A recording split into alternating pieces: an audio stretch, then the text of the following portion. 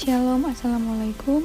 Perkenalkan, nama saya Aliawati Taulending, NIM 2114201102 dari kelas A3 Keperawatan semester 2 dengan mata kuliah Ilmu Dasar Keperawatan 2 dengan dosen pengampu Dr. Margaret Sujianto, Magister Kesehatan.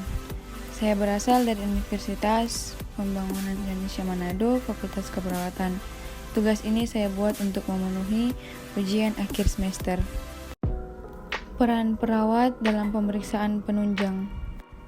Pengertian: diagnosis keperawatan adalah masalah keperawatan aktual dan potensial di mana berdasarkan pendidikan dan pengalamannya, perawat mampu dan mempunyai kewenangan standar praktik keperawatan dan kode etik keperawatan yang berlaku di Indonesia. Fungsi, tujuan, dan pemeriksaan penunjang. Fungsi dalam pemeriksaan penunjang yaitu yang pertama A.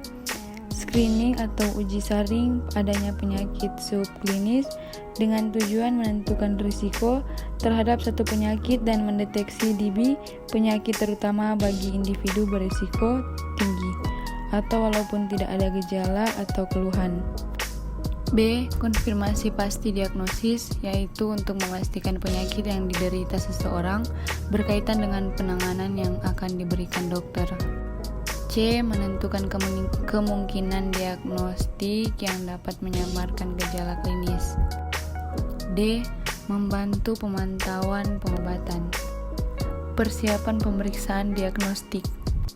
Hasil suatu pemeriksaan laboratorium sangat penting dengan membantu diagnosa, memantau perjalanan penyakit, serta menentukan prognosa. Karena itu, perlu diketahui faktor yang mempengaruhi hasil pemeriksaan laboratorium. Interpretasi data.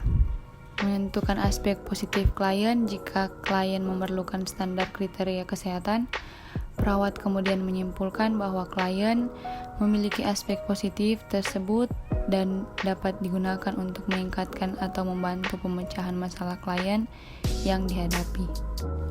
Menentukan masalah klien. Jika klien tidak memenuhi standar kriteria, maka klien tersebut mengalami keterbatasan dalam aspek kesehatannya dan memerlukan pertolongan.